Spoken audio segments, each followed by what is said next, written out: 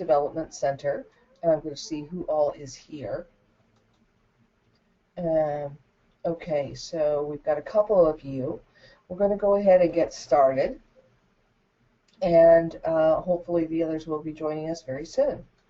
So if you're hoping to learn more about choosing your marketing mix, you come to the right place.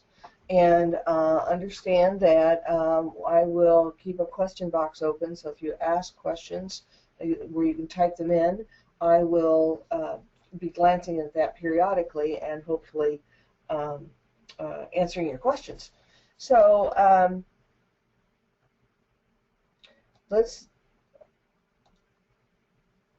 go on. Sorry, I'm having a little technical difficulties here. Not many, but there. This is me. So welcome, and Jackie, hello, I saw you on the list. Today, what you're going to be learning about your market mix, choosing the right marketing mix, is that, you really need to figure out who are your separate customer components. And who, how do you group customers so that you can send messages to them that are relevant to them. So by evaluating your existing marketing media with this growth wheel information and tool that you're going to get today, hopefully you'll be better equipped to choose a better marketing mix and be able to feel more confident about the marketing mix you choose. So today we're going to give you a framework and a tool to help you assess and prioritize marketing vehicles, for you to then learn to know which customer groups the media should target, determine how each of your media should be used of your key messages, and estimate the cost for each of the media use. Now that sounds like a lot, but remember, I'm just introducing you to this, and during the course of the webinar, you're going to get a lot of information that will be sent to you. So you'll be sent an article that I'm going to be speaking from, as well as the tool on the right marketing mix. So here's I want to put The Fault in Our Stars, but even though that's a movie title, it didn't quite fit. But that's what I thought of when I was developing the screen. We often think that it costs too much to think about our marketing. And oh my gosh, I can't afford to spend money on marketing. So what we want to do is help you get over that hump, because if in reality, marketing doesn't have to require a lot of investment to be more effective, and some simple devices can often attract more attention than big budget items. So before we go further, I'd like to ask some poll questions, please. So let's put up the first poll. Okay, so please take a moment to let us know where you're from. We have quick voters. Well, some of you are quick voters. Now, okay, so let's post that. You're all local. Great. I hope you all come in to see me sometime. Let's have the second poll.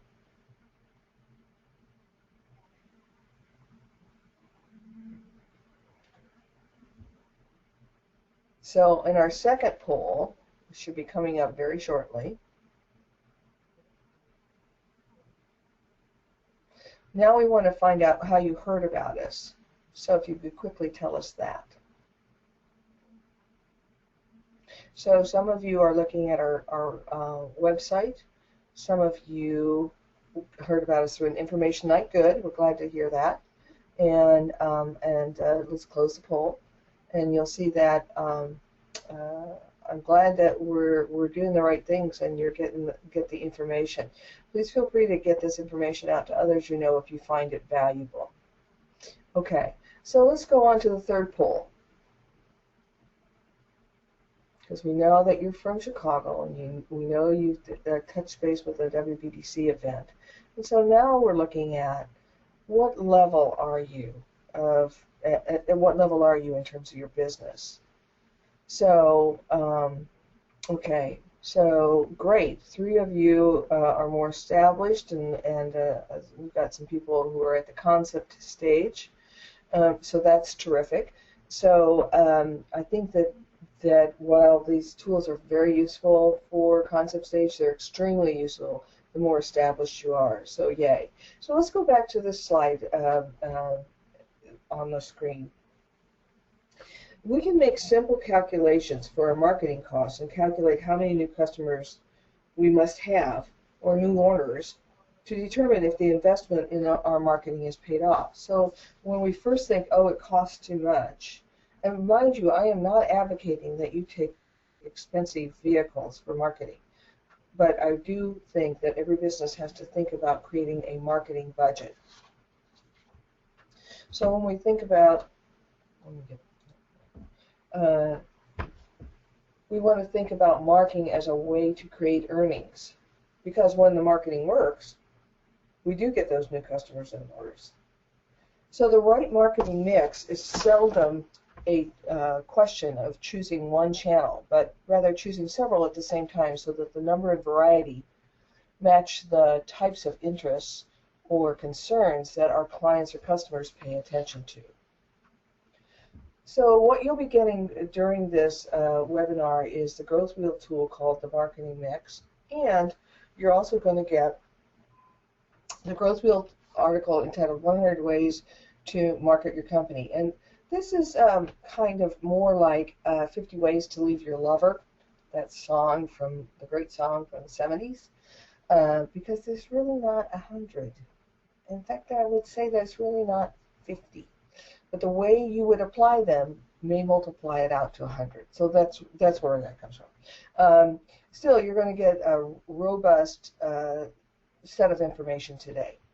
And at the end, there'll be an opportunity to ask questions and to dialogue with me, providing feedback on the webinar, and certainly setting up an appointment to work with one of our counselors. So here we are at the growth wheel. And this growth wheel is a tool that I think is you've all been exposed to, because you all should have taken already the prerequisite for this course that explains this whole growth wheel. But basically, in a nutshell, all decisions that business owners need to make tend to fall in one of these 20 areas within the 4 big areas of the business concept, customer relationships, business organization, and business operations. And so today, what we're focusing on, is in this in the green area of the slice called marketing. And so in marketing, it's all about in this quadrant building effective customer relationships that last over time. Did you know that that 50% of most marketing budget dollars are wasted because people have not thought through, often they have not thought through who their best customers are and what they care about? You must learn this. This is a prerequisite. Most, particularly new businesses, jump into the idea that, OMG, I've got to get customers. How do I do that? What strategies are the best? That's not the place to start, as you know, as you become more established. Where you start is really profiling who your best customers will be. So that gets us to, what's your intent or marketing objective? If you wanted to target new clients, like a new type of client if you're an existing business, or winning away other clients from competitors, or just building volume of clients, you're going to choose different strategies than if you were retaining, if you were retaining new clients. But if you want to target existing clients, then you kind of have to go deeper. You want to decide whether you want to strengthen your brand with them with an increased sales, whether you want to increase prices or increase demand with their end users. In other words, one thing you could do if you have B2B businesses working with you, it may be that you create more demand of their clients for your product in some way. So that's something to think about in terms of what you really want to accomplish. So now we're going to look at this for quite a while. I'm going to address each one of these six areas and talk a little bit about them next. While advertising is first in the FAN, as shown here, it's not first in my book. This framework is in the article that's being sent to you. It summarizes details for potential marketing activities for you. Which ones are relevant, of course, are entirely dependent on your type of business, your business concept, and the needs of your consumer. So notice that there's 6 broad categories of marketing that might be right for you. Often it makes sense to take advantage of multiple media, as I said earlier, in your marketing plan instead of just one channel. So the broad categories are ads, prints, online marketing, direct marketing, publications, and promotion. The point is that there are many different marketing methods to choose from. And so now I'm going to go into some of these in detail. So starting with advertising. This includes, as you can see, print media. Print media could include things like journals, newspapers, even directories, handbooks, outdoor media, things that are like, the billboards, TV, radio, and web banners. The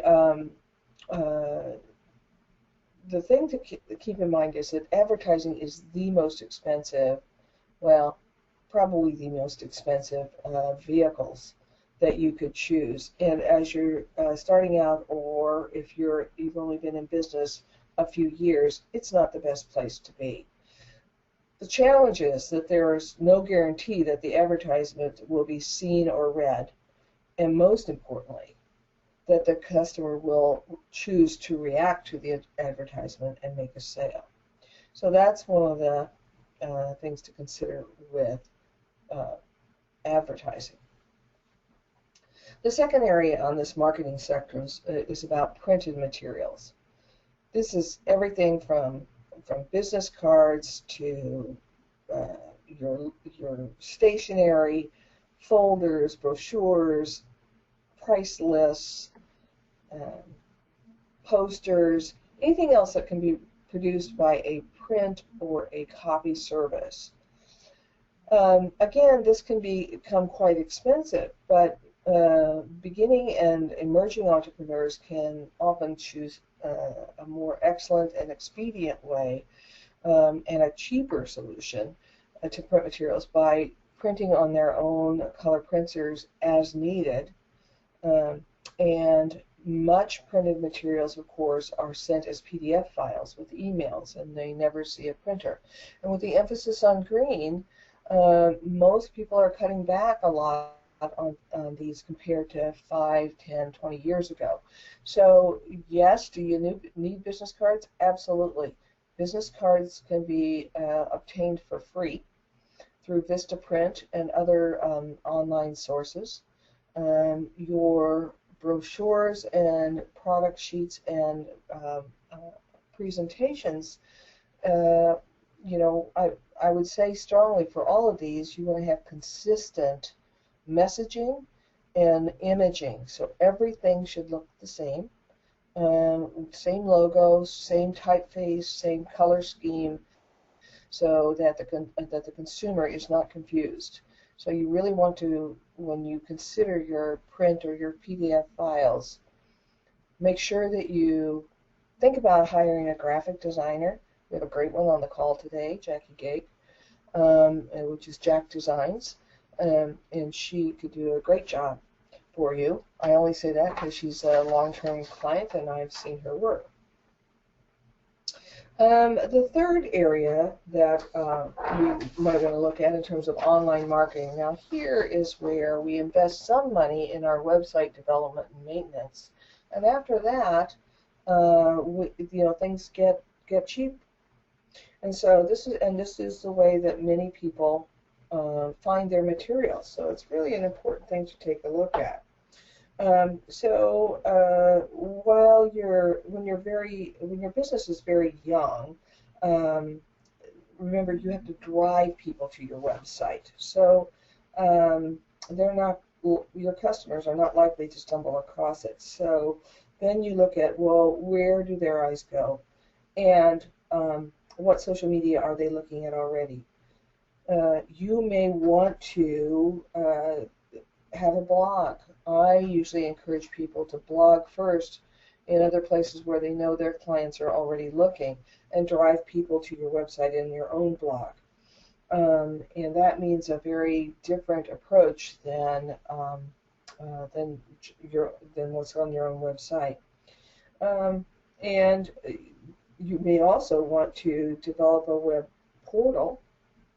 What we mean by that is being a place where people can come and find a lot of related information. So if you find that that's really useful, you could be the place where people go to find out about specific developments in the field, maybe product information or professional information that's regularly updated. The portal could be a center for access to other information and other sites that create reasonable consumer traffic for you. In addition, of course, there's the whole idea of having banners on your website, on having paid advertisements on other social media sites, looking at using keywords, of course, is very important in online marketing, and understanding search engine operations, and understanding Google Plus searches.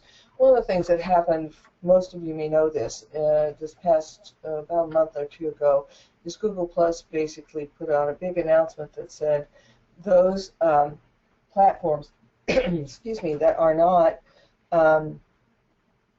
application friendly, in other words, that do not fit other size screens besides a computer, will drop down in the search engines tremendously.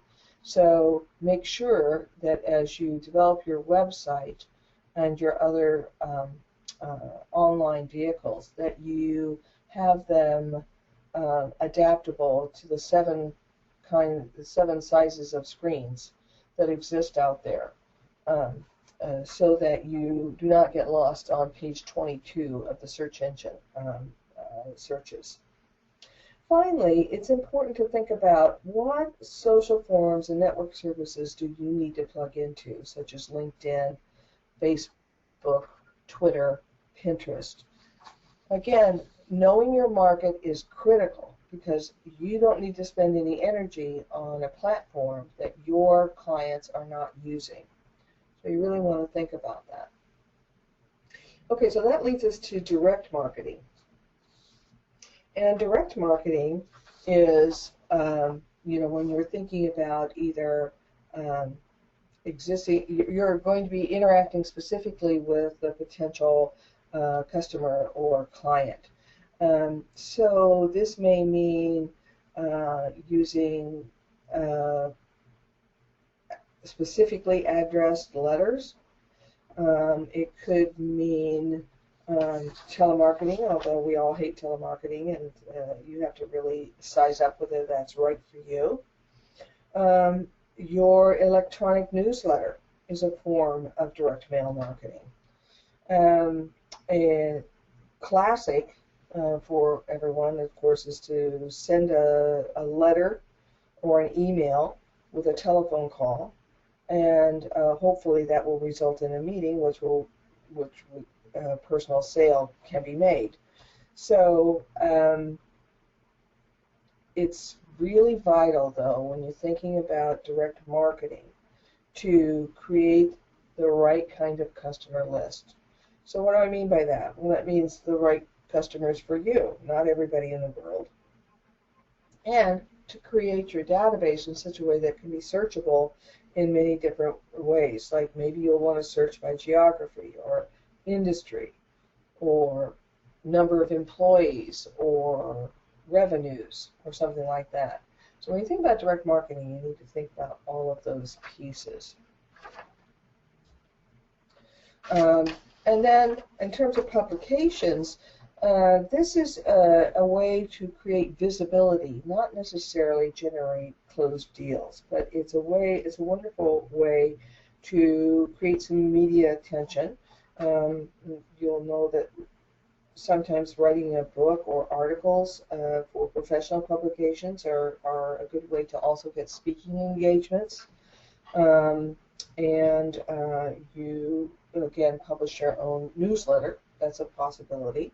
So these are ways that you can. These are vehicles: books, articles, newsletters, magazines, and reports. White papers. Some people talk about in their industry, white papers is a vehicle for that is seen as a common kind of publication. And then the sixth area is called promotions, and this is also could be very expensive, but very important. So when we talk about the promotions, we are looking at things like presenting our product or handing over samples or merchandise. So you have to think about what would you want to have as a promotional item, or do you just want to promote yourself through the advertisement of your company on coffee cups or pens with logos or something like that. The obvious place for promotions, of course, is annual trade shows and special Chamber of Commerce events, targeted chambers of commerce. Not every chamber, but the ones that you think will have the most likelihood to generate relationships that might lead into sales. So another way is to plan your own events, and that's where your customers are coming in for an arranged meeting with others, perhaps a networking meeting of collaborators, an information seminar to try out your product. And finally, when we look at sponsorships, what we're talking about here is think about sponsoring a gala, a nonprofit something, or sponsoring a team. And so you have shirts, and so people are seeing your name and knowing and associating it with good.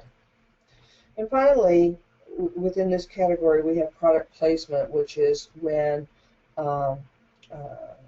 somebody famous is toting around your product in some way, or talking about your product. Now, there is a final one, which most people say, who are new to business will start talking about, and they'll say, "Oh, I'm going to market through word of mouth."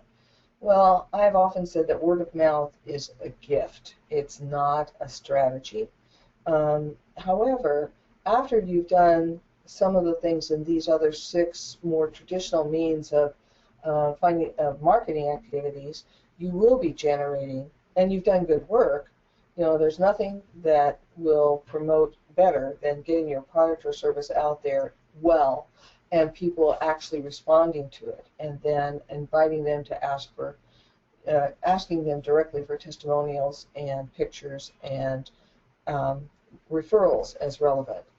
So if you do those kinds of things, you will generate some word of mouth, or what we call viral marketing, and that's fabulous. So that comes, though, on the backs of quality product and service and delivery and other visibility that you've built through other means.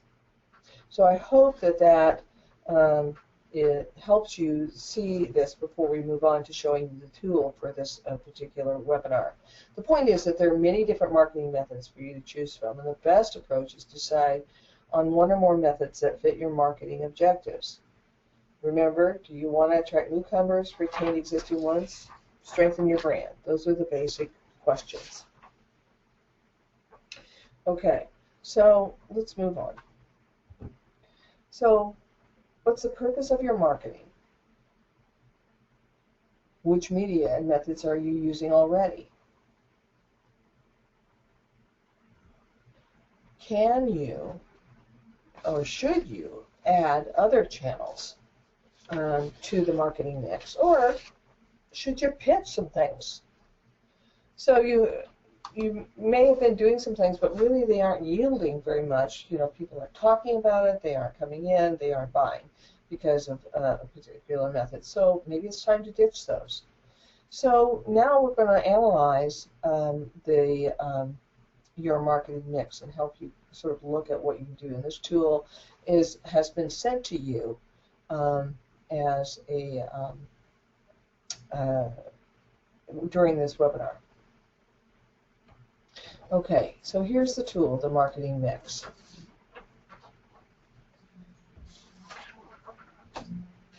Let's just look at these different parts. Now we know that this is the title and this is the key value in this worksheet. Okay, so hopefully this will help you better choose media and message for customer segments. So let's look at this type. Over here, of course, is the intention, which is by evaluating existing marketing media, you'll hopefully choose the right marketing mix and decide which media type to use with your varied customer groups.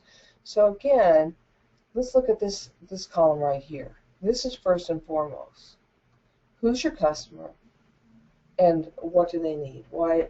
So this answers the who and why do I choose this? Why do I choose this for them? The answer should be because you know that's where they look when they are looking for this particular kind of service or product. So then this becomes the what. What's the message that we want to put into the ones we select for the people that are experiencing a certain problem or gap? And then you want to look at, so what's this really going to cost me? Think about two things here. Think about, of course, money, but think about time as well. So something might not cost you much, but it may cost you a lot of time. So the way to use this is that they're suggesting is to create a sense of importance. You have to start here and say, like, who reads the daily newspaper for a product or service like mine? Who would be scanning that? Nobody? Okay. Very low priority. Who reads magazines? Professional publications. Well, my coaching services are something that show up in professional magazines, so I might consider this. So this might be a 1 or a 2 for me, for the clients that I have. If I were going to coach other coaches, for example, I'd be looking at professional publications as one possibility. So you're going to go through each one of these and determine whether they're useful. Remember, even though advertising's first, it's the most expensive. So it's probably going to be a lower priority as you are newer in business. In the digital area, digital and printed material, now we're looking at things that we can download as needed. So when do I need brochures? When I was doing independent coaching, I would print out I hired my daughter, who has got a degree in journalism and has good graphic design skills. And she designed my brochures with the content that I provided. And I had a 2-page version, a 4-page version, and a 1-page version of a brochure. And depending on who my customer was and their needs, I would print out enough brochures of which type to determine to take with me to an event. So here are the various things in the digital and print areas that we kind of talked about earlier. And of course you see there's a space for you to add whatever you want to add as well. So I would suggest that this work probably needs to be done off of this particular tool because there's not enough space for really identifying this unless you have some simple abbreviated codes for yourself to remember your customer segment and why they would need, why you would choose that one. And the same thing for the key message in this media will be an offshoot of this worksheet. In the online media presence, we have these 4 areas, and then of course we would add I would probably break out the specific social media. Like if I know my clients are always looking on Facebook, I am going to have a business page on Facebook. And I'm going to keep my business page and my personal page really separate. And so, or I might say, well, my clients don't look at Facebook, but they're all on, they tend to all be on LinkedIn. Well, then I'm going to be looking at not only LinkedIn, but what are the groups on LinkedIn that are useful for me. And then in direct marketing, again, we're going to have a strategic plan. Our strategic marketing plan helps us determine to whom are we going to have direct posts via email and hard copy mail. Are we going to do telemarketing? What kind of customer visits? Everybody does customer visits. You can't get around that. You won't have a business if you don't, period. Not that I have any strong feelings about it or anything. So again, that's what your direct marketing would be. And then looking further down, excuse me, I didn't mean to go there. We're looking at the publications, determining what kind of publications that you know of your clients read. Not what you like the best, but what your clients, the kinds of clients that will actually be buying from you, will be doing. And then your promotional things are down here. And so you don't have to do all this. In fact, I strongly suggest you get much more selective. And I suggest you start with the things that will cost you next to nothing and build up from there. If you know that your clients regularly look at and buy from radio, let's say, I don't know anybody who does, but there might be people, then you're going to invest in radio because your clients are there. But if you don't know that they're looking at any of this more expensive stuff, you're not going to do it. You're going to invest in promotions, though, because you should be going to trade fairs or professional association meetings on a regular basis. And you need to have some takeaways for people. And they don't need to be tchotchkes, but they do need to be something that people can remember you by. So you're going to work through analyzing your customer segments first and what you think they're most likely going to buy or look at, and then you're going to rate these in terms of the ones that are most important, and then pick 2 or 3, and then start looking at, like, what are the key messages I should have, and what's the cost associated to this, both in time and in money. So when you look over here, your next step then is to start to produce the text and the materials to be used for the marketing stuff. So let's go on. Now remember, there's this little box for you to ask questions of me if you want. Okay. So the key rule in summary then was know your customers, know where they look, and go where their eyes are. So the next steps. So you clearly have to, don't run with the tactics until you make some specific objectives for your next marketing initiatives. Remember, the objectives need to be SMART. They need to be specific, measurable, achievable, relevant, and time-bound. And make a list of all the alternatives that we had from this worksheet that you really want to go after. Then, collect information about the cost of each marketing type and each type of collateral you hope to use. And then, make an Excel spreadsheet that helps you look at what to track their return on your investment. I once belonged to a lead generation group called Business Networking International, and it cost something like 300 something, well, 600 and something a year. And I got one client out of that who paid me approximately, what it would have been, about $600 or $700 for the cost of that client, or for the fees that client paid me, I should say. So in terms of cost, of dollars spent on this, it was about a wash. In terms of time, it ate up a tremendous amount of my time because you were expected to be there every week, every single week, and for about an hour meeting. And you were expected to have individual meetings with everybody in the group. And that was a huge amount of time. So it did not pay for me. It was not worth it for my time. So that's how I determined not to do it again. So what do you think should go into the Excel spreadsheet? Well, I thought you might ask, so here it is.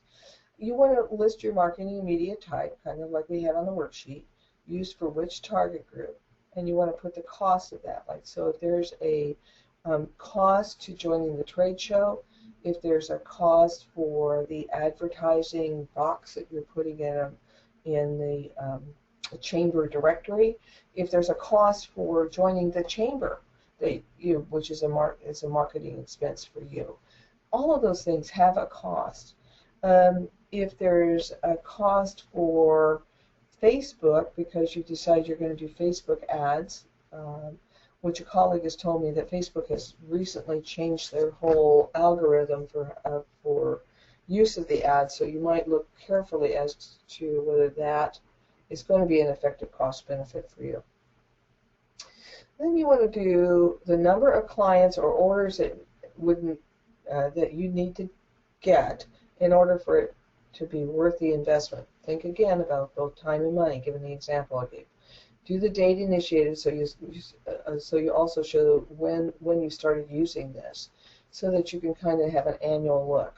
And then also look at the break-even date. So if you're projecting that you need to get, say, 10 clients with the right size order for you to make it worth your investment, how long did it take you to get those 10 people? Is that worth it? So all of this goes in to help you determine whether you continue to keep this channel or whether you try some new channels, or whether you expand your effort within the channel because it was so successful.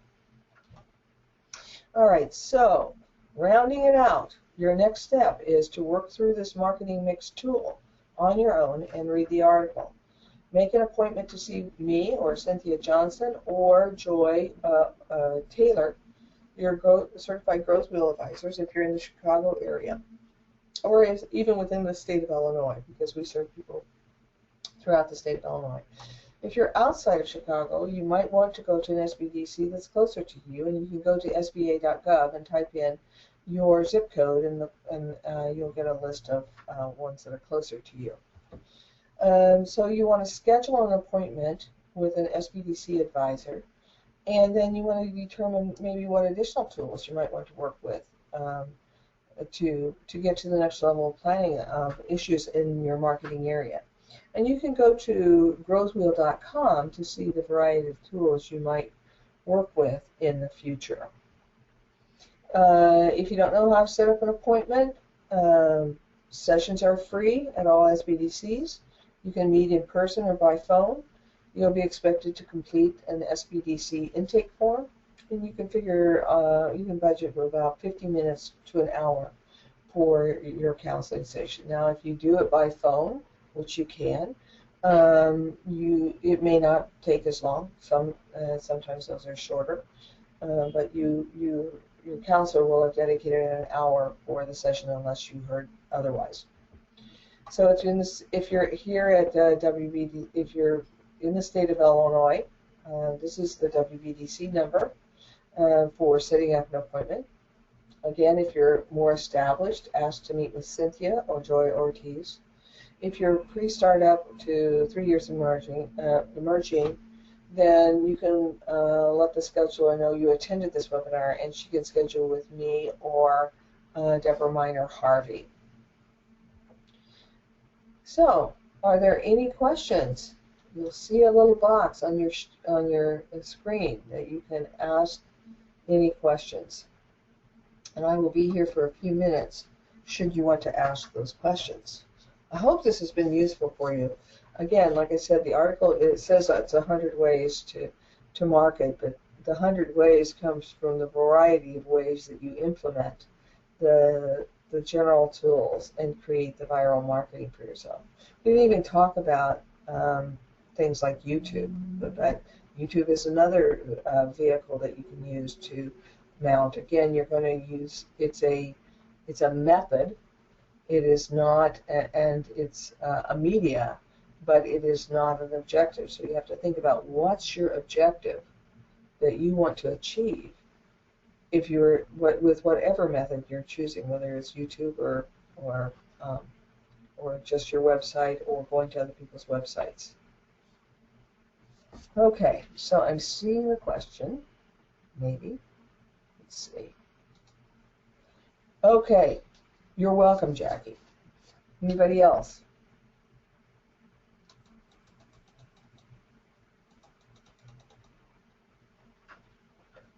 Okay, pretend you hung up, and now say, oh, geez, I wished I'd asked Meg.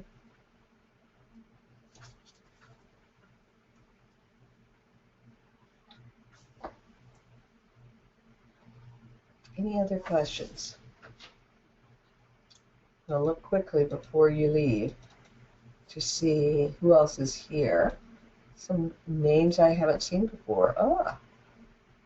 So I see, yes, I see a hand raised. Arthrich, did you have a question? Can you hear me? Yes. Oh, good.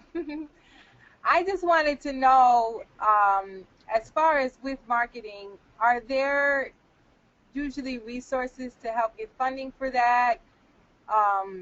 Do you think that they offer any either grants or funds available for loans or anything like that to help assist you with your marketing plan when you're trying to market your business? Are you a startup? Are you a startup? No. Okay. No, I'm not. I've been in business for about 5 years. Okay, what's your business? I have a real estate business. Okay. So generally speaking, there is not help for that, but if you are interested in getting a loan for your business to build capacity, one of the things that you could possibly get the loan for is some marketing expenses like collateral or trade show fees or that sort of thing. So you might look into that. Usually that would be a smaller loan, and you might look at us for that. The Women's Business Development Center is a micro-lending center. And so we lend anywhere from $500 to up to $75,000 for people to work on their business or to expand their business. We also help them leverage their need to a bank if necessary. So you might look into that. To get a loan, however, you do have to develop a good, solid business plan with the financials, and we're also here to help with that. I also want to mention to everyone that I do have a business development program coming up and called Plan for Profit, which has a requirement of starting a business in Illinois and the Business Finance 101 online on-demand course. Some of you might be interested in that. One of the people that's on the call is in that course right now, and another person has taken a related course. The person who is the graphic designer that I told you about, Jackie Gig. So let's look at. So did that answer your question? It does. You gave me some helpful hints, and you said your course that you just mentioned, is that on YouTube? The course that I'm talking about is an in-person course, and it is here at WBDC, and it starts June 8th, and you can find information about, even though it's for startup and established businesses, you can find out about it under our Startups tab. Under Courses, you'll see a little thing that says Plan for Profit, and if you're interested in that, please let me know, because after you've read through that, because there are some prerequisites. It is a selection invitation-only course for people who are committed to one business idea and willing to do the work. So I hope that will be of interest to you. Okay, I'm going to mute you now, and I'm going to see if there's anybody else that would like to ask a question that has not yet. Let's see. This is from, there is a question here, and it's from someone named Farley, Sheila Farley. It says, I was planning to do a wrap-up on my business as a marketing tool. Would that be a good start? It's a new startup. A wrap on your bus, not business, a wrap on your bus. It depends. Who's your clients? What's your business? I'm going to unmute you, Sheila, and I hope you'll be able to talk with me verbally. Sheila, can you hear me? Yes. Good. So tell us what kind of business you have. I have a child transportation. Okay. Yeah. All right. And you're starting up? Yes. And have you worked on your business yet? Yes. I'm in the process of preparing my business plan. Great. Love to hear it. Music in my ears. And how far have you gotten on that business plan? Not too far. Maybe just the description. I'm trying to get it as concise as I can. I'm still working out some kinks. We can help you with that. Have you sought help from any SBDC or SCORE? Yes, I've been to a few of the programs that you offer. I plan on getting into the program in June. Okay, good. So you need to set up an appointment with me soon. Yes. And you've taken the Starting a Business in Illinois? That's your next class. I'm enrolled for that. Great. Excellent. It's tonight and then June 3rd. One of those two. Yes. I'm registered for tonight. Good. I'll see you then. Okay. Great. So we'll talk more about that then. Okay. Thank you. Nicole, I'm going to mute you now, Sheila, and go on to Nicole. Nicole, did you have a question? Yes. If our clients are from Fortune 500 and 100 companies, should we seek to engage them personally on Facebook or focus on LinkedIn and stay in a more professional setting? What do you know about your clients? Well, that's where I can find them mostly. We're already connected through LinkedIn mostly. We were wondering if we should start a Facebook page to engage them outside of work, more on their personal pages, but to come to a business page for discussions, or if that was not a good focus. Well, let's back up just a second. So are you in business already? Yes. Okay, and what's your business? We do coaching and leadership training for women in Fortune 500 companies and above. Wonderful. So how have you introduced yourself to your potential clients? We hold forums, which when all the cross industries will come together for different panels and discussions and keynote speeches. So there's a lot of networking through there. I hope all the other clients are listening, because this is a really good conversation. Each one of these questions is just great. So, and then how are you following up on those? Following up, well, we have a database that we send out marketing blasts to, and when we have the next forum set up. But we wanted to engage them in between those big events. And how do you? That's good. And then how do you arrange the customer visit? We do when we can, since we're based in Batavia. But a majority of our clients are in the Chicago area. But we also have southern, northeast, Pacific Northwest that we don't get to as much. So we do conference calls monthly. We have an advisory board. We have an ambassador council. And then we also do webinars. Okay, so this is great. This is awesome. A good way to be laying the foundation for doing your marketing. Coaching and leadership development, as you know, is a very high touch kind of a business, and so that's why I'm sort of probing for the touches that you're doing, and those are all great touches. And then what do you do? How through those conferences and those are with clients? Yes, so we have corporate members, so they buy like a membership from our company, and then they get access to more resources through us. And depending on what level of membership they're at, they get to appoint one person to the ambassador council. If they have a higher membership, they get 2 people on our council. Okay. So we connect with them once a month. I'm thrilled for you so far. Thank you. How's it yielding? I'm sorry? How is it yielding in terms of return on investment?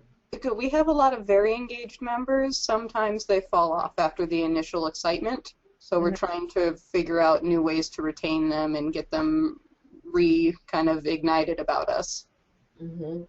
So there's nothing better than the authentic connection between you and the client. Yes. So how are you managing that customer contact one-on-one? Well, right now we're starting to form a process where, because we have so many, our database is over 4,000 people. We have 15 core companies that are corporate members, and so we are trying to come up with a schedule where we have a person pointed here that will follow up with them like every month to 12 weeks. We haven't come up with an exact schedule yet, where we make a personal phone call to the lead of their WBRG, which is their women's business resource group, and touch base and see what they need from us, where they're at, what we can do to help, and then go on and kind of spark that we're fresh in their minds by doing this regularly. And so how are you staying fresh with what your customer problems, needs, or gaps are? By feedback from our ambassador council and advisory board.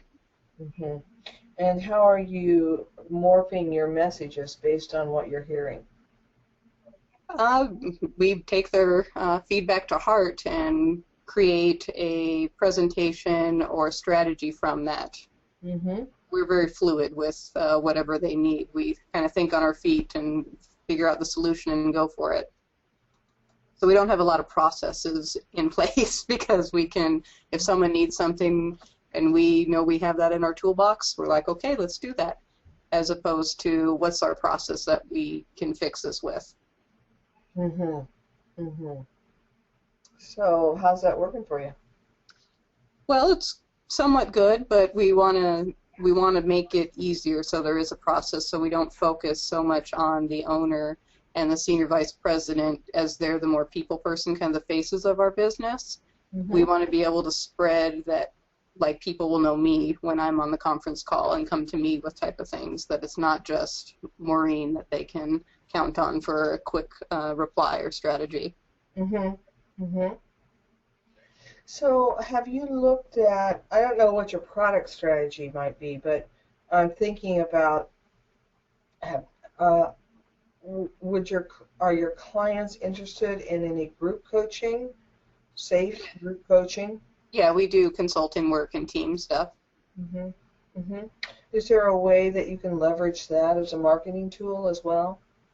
We have, like, it's in our bucket of things that we can give. But trying to figure out how best to do it. So when we go back to your original question, I'm looking at your question and thinking about it, and thank you for sort of filling me in on and giving me a picture of the company and kind of what you're doing. I think you have to look at how well do you know the individuals that they would recognize you on LinkedIn. And is there a LinkedIn group that you could create for them. But we do have that already. Uh-huh. We do have a LinkedIn group that I think we're at 1,400 people belong, but there's always a core group of people that are the ones that are engaged and contributing versus being able to reach out more. Uh-huh. And so are you tracking the people that are showing the most interest in LinkedIn? Do you have a mechanism to do that? No, we don't. I'd look into that. Okay. I'd look into the, because what I'm looking and listening for is how can you track the ROI from what you've already done on LinkedIn, and how can you track the traffic on LinkedIn, since you've got 1,400 there, to see who's connecting more, and are they, because to me that might be some of the low-hanging fruit. These people are showing you that they have more interest in your company, and so can you find them and reach out to them? It's kind of what I was thinking about. Okay. Thank you. Mm-hmm. Mm-hmm. Any other questions that come from the group? Well, I think this has been an interesting discussion, and I would invite all of you to make use of the services of WBDC when thinking about, Nicole, that sounds like your business is a well-established business, and looking at working with one of our established business counselors might be of value to you. You can take the training or you can talk by phone, but it might be useful to you to. Is Nicole, is your company a woman-owned company? I'm sorry, I cut you out. Yeah, is your company a woman-owned company? Yes, we're certified. Okay, so you our CEO actually goes down to the WBDC regularly. Great. Okay, great. So I'm preaching to the choir. Yes. All right. Well, if there are no other questions that anybody has, and I'm happy to answer them, but if not, I think we're done, and I look forward to seeing all of you in the near future since you're all Chicagoland based. Thanks very much for joining the call. Bye-bye.